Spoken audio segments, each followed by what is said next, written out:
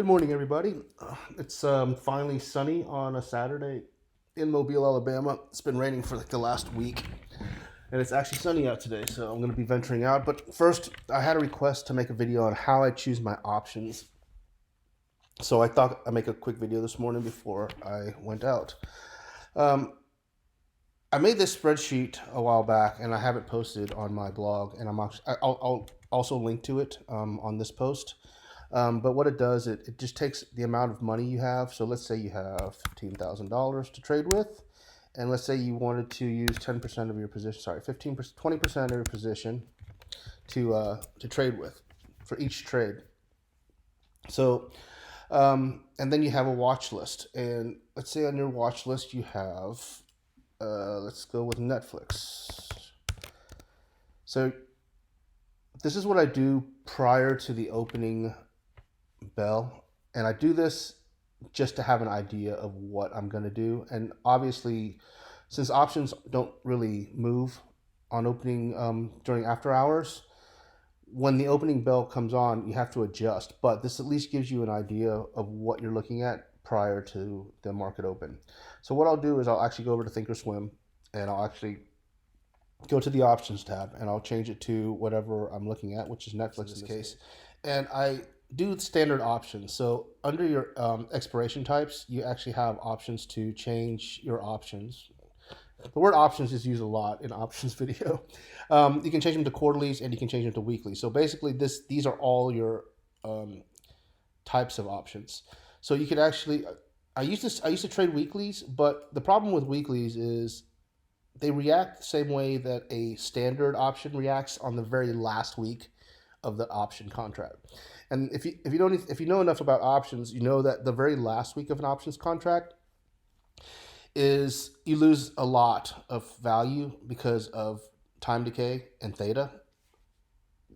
So I don't, unless you can't afford a standard option, I wouldn't recommend doing weeklies. And or if you know you are only holding it for that day, I wouldn't, because if you hold it for more than a day, it does drop quite a bit overnight because of time decay.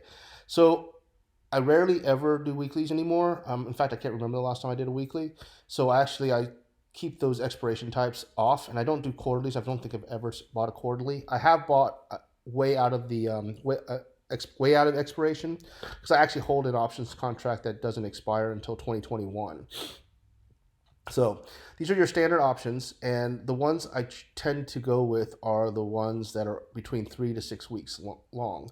And the reason why is because even though I plan on only holding it for that day, because I day trade options, if I have to hold it overnight or over a weekend, then time decay and doesn't affect it as much, and that's why I do 3 to 6 weeks. It's worth the value of the option, and it's worth the money that you pay for the options to buy those, to buy the 3 to 6 weeks out. So as of this recording, the next options, the next standard options that expire are less than 2 weeks away. So 13 days. That's what this little number in the parentheses means.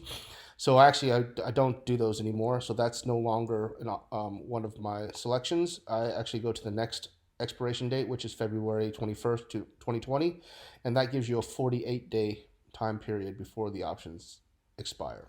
And that's what these numbers in each of these parentheses mean. So also what I'm looking for is a delta of over 0.40. So anything from 0.40 up, I'll look for. I try to do around at the money, because I don't want to spend a ton of money on something that's in the money, because at the end of the day, what we're looking for is we're just looking for a move up. We're day trading options, so we're looking for a move up. And a move up, for every dollar that this moves up, it'll move up the amount of the delta. So for example, let's say Netflix moved from, let's say we picked a 50.50 delta, and the strike price is 330, and we're trading at 325. So if this moves up a full dollar to 326, 325.90, if it moves up a full dollar to 326.90, then what happens is that this delta, or this option premium, will since right now it's trading at $17.10, it'll actually move up to $17.60, and that's the actual amount of the delta. So if you bought it at $17.10, which is $1,710 for an options contract, if it moves up to the 326.90 and it moves up to 1760, so now your option premium is now worth $1,760. So if you sell it at that point, you actually made $50, and that's how we're making money trading options, day trading options. So anyway, so we'll look at what. So what I do is go back to my spreadsheet and I'll see what I can spend, which is $3,000 per position. So if I go back to Thinkorswim and I go back to the trade tab, I can spend and buy an option at a $310 strike price, which is already in the money, with a 67 delta, or I can buy two options contracts at a 46 delta for $1,485.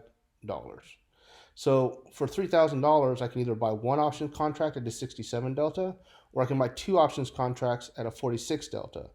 So, and I did a video a long while back actually, and it's called Call Options at the Money, in the Money, and Out of the Money, and it does a comparison of your return on investment for each one of those positions. And what I found was the further out of the money you are, the better your ROI. And the reason why is because even though it moves up less per move, the cost of the option is so much cheaper than one that moves up faster that your return on investment is actually more. So to spend your $3,000 to buy two options at this price as opposed to one option at this price is actually beneficial. So that's how I choose my options price. I choose options over a 40 delta. I choose as close to the amount that I can buy per contract. So for example, if this is $28, I think it was $28.35. I can buy one contract, or at the $14.85, I can buy two contracts. So that's how I choose my options, and that's how I prepare for the market open also. So I know that I can spend $3,000 per contract per position, and I know that I can buy either two contracts at around $1,500, or I can buy one contract at around $3,000.